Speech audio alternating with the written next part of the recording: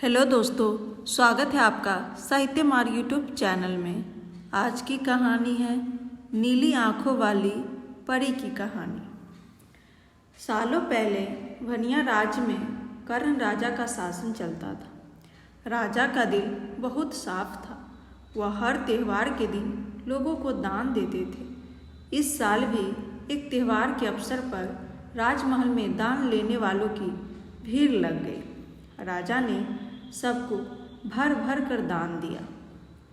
अंत में कमर को झुकाते हुए एक महिला राजा के पास दान लेने के लिए पहुंची, लेकिन तब तक राजा के पास दान देने के लिए कुछ भी नहीं बचा। राजा ने तुरंत अपने गले से हीरे का हार निकालकर उस महिला को दे दिया। वह महिला राजा के सिर पर हाथ फेरते हुए आशीर्वाद देकर चली गई। अगले दिन राजा अपने बगीचे में बैठकर सोच रहे थे कि मेरे जीवन में एक पुत्र की कमी है। भगवान ने मुझे सब कुछ दिया, लेकिन पुत्र सुख पता नहीं क्यों नहीं दिया। तभी राजा की गोद में आकर एक आम गिरा। राजा इधर उधर देखने लगे। उनके मन में हुआ कि आखिर यह आम मेरी गोद में आया कैसे। तभी कुछ देर बाद उन्हें बहुत सारी परियां दिखी।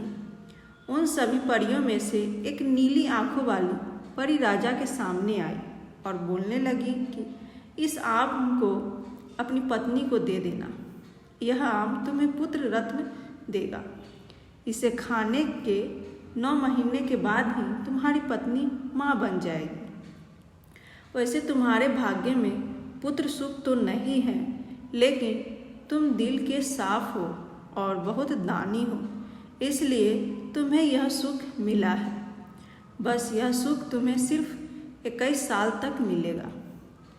जैसे ही तुम्हारे बेटी की शादी होगी, उसकी मौत हो जाएगी। राजा ने दुखी मन से नीली आंखों वाली परी से पूछा, क्या इसका कोई उपाय नहीं है? परी ने कहा, राजन, कल मैं कमर झुकाते हुए एक साधारण महिला के रूप में तुम्हारे दरबार में दान लेने के लिए आई थी। देखो, जो माला तुमने मुझे दी थी वह मेरे गले में है।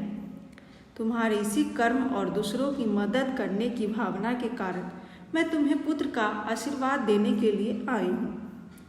लेकिन तुम्हारा बेटा 21 साल से ज़्यादा नहीं जी पाएगा। फिर भी तुम उसकी मौत होते ही उसे एक संदूक में डाल देना। उसके बाद संदूक में 4 दही के घड़े रखना और बीच जंगल में लाकर छोड़ देना। इतना कहकर नीली आंखों वाली परी वहाँ से ओझल हो गई। राजा ने महल जाकर सारी बात अपनी पत्नी मैत्री को बता दी और उसे आम खाने के लिए दिया। जैसे कि पत्नी ने आम खाने के ठीक 9 महीने के बाद एक पुत्र को जन्म दिया। बेटा होने की खुशी में राजा ने बहुत बड़ा जश्न रखा। जश्न के बाद बेटे का नाम देव रखा गया। होते होते राजकुमार देव की उम्र 21 साल की हो गई। उसके विवाह के लिए प्रस्ताव आने लगे। राजा ने एक बुद्धिमान लड़की वत्सला से अपने बेटे की शादी करा दी। शादी के कुछ ही दिनों बाद नीली आंखों वाली परी की बात सच हो गई और राजा का बेटा देव मर गया। राजा और रानी नीली आंखों वाली परी की बात भूल गए थे। जब देव के अंतिम संस्कार के लिए राजा लोगों के साथ शमशान की ओर बढ़ने लगे तो राजा की परी की बात याद आ गई। तुरंत राजा ने सबको एक बड़ा सा संदूक और 4 दही के घड़े लाने के लिए कहा। संदूक आते ही राजा ने भारी मन से अपने बेटों को उसमें डाला और दही के 4 घड़े भी रख दिए। उसके बाद राजा ने अपने सैनिकों की मदद से उस घड़े को घने जंगल के बीच में रख दिया। वहाँ से लौटने के बाद राजा का मन किसी काम में नहीं लगा। कुछ समय बाद देव की पत्नी अपने मायके चली गई। समय बीता और देव की मृत्यु को 1 साल हो गया। देव की पत्नी वत्सला के घर एक बूढ़ा आदमी खाना मांगने के लिए पहुंचा। उसने बड़े प्यार से उसे खाना खिलाया। खाना खाने के बाद उस भिखारी ने अपना हाथ धोने के लिए दूसरे हाथ की मुट्ठी खोली। तभी वत्सला ने उस मुट्ठी में अपने पति देव की सोने की चेन देखी। वत्सला ने तुरंत भिखारी से पूछा, आपको यह चेन कहाँ से मिली? यह मेरे पति की है, जिन्होंने संदूक में बंद करके जंगल के बीच में रखा गया था। भिखारी ने डरते हुए कहा, हाँ, मैंने यह चेन उसी संदूक से निकाली है। वत्सला ने कहा, आप डरिए मत, मैं सिर्फ उस जंगल तक जाना चाहती हूँ जहाँ मेरे पति का संदूक रखा है। भिखारी ने कहा, वह भयानक जंगल है, मैं आपको वहाँ तक नहीं लेकर जा पाऊँगा। हाँ, आप चाहो तो मैं आपको उस संदूक से थोड़ी दूर ले जाकर छोड़ सकता हूँ। वत्सला तेजी से भिखारी के साथ जंगल तक पहुँची। घने जंगल से पहले ही भिखारी वहाँ से चला गया। फिर वत्सला अकेले अपने पति के संदूक को ढूंढने लगी। ढूंढने के लिए निकल पड़ी। वहाँ जाकर उसने अजीब सी चीज़ें देखी। उस संदूक के पास बहुत सारी परियां थीं। वत्सला पेड़ के पीछे छुपकर उन्हें देखने लगी। वत्सला ने देखा कि सारी परियां के बीच में एक नीली आंखों वाली परी आई और उसने संदूक में एक लकड़ी देव मेरे शरीर के सिर के पास और एक पैर के पास रखी। तभी देव संदूक से बाहर निकल आया। परियों ने देव को मिठाई खिलाई और दोबारा संदूक के अंदर डालकर लकड़ियों की स्थिति बदल दी। रोज रात को नीली आंखों वाली परी इसी तरह से देव को संदूक से बाहर निकालती और फिर उसी में भेज देती थी। वत्सला डरते हुए उसी जंगल में फल खाकर 3 से 4 दिन तक यह सब देखती रही।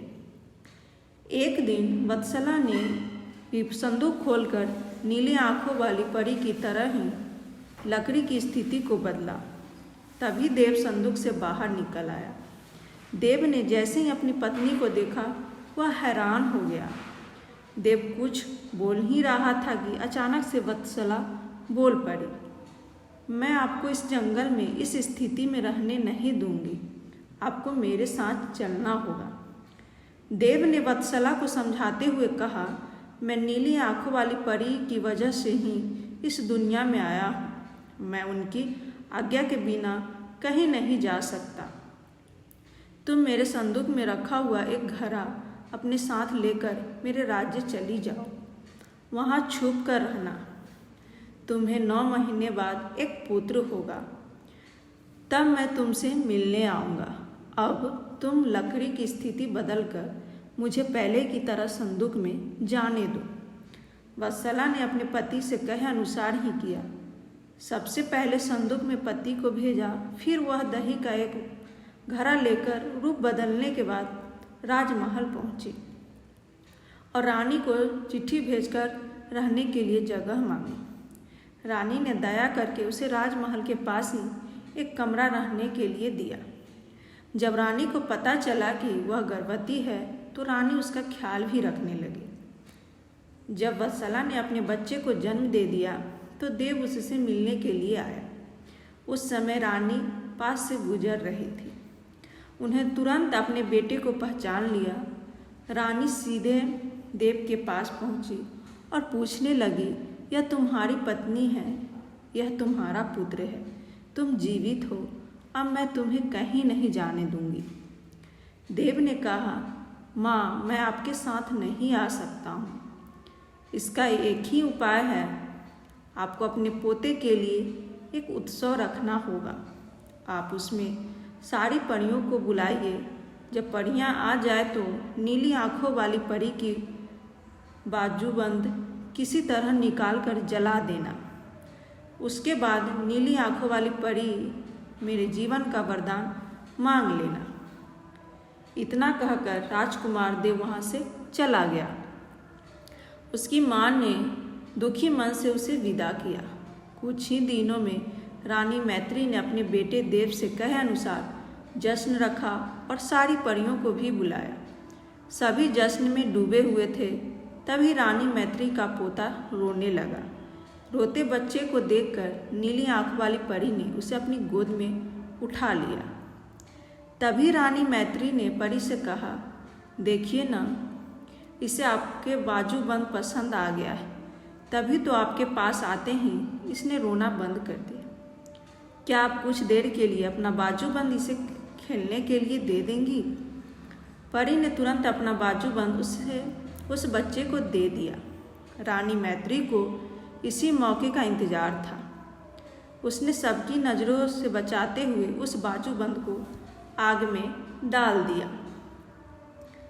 नीली आंखों वाली परी ने अपने जलते बाजूबंद को देखकर रानी मैत्री ने पूछा, आपने यह क्या किया?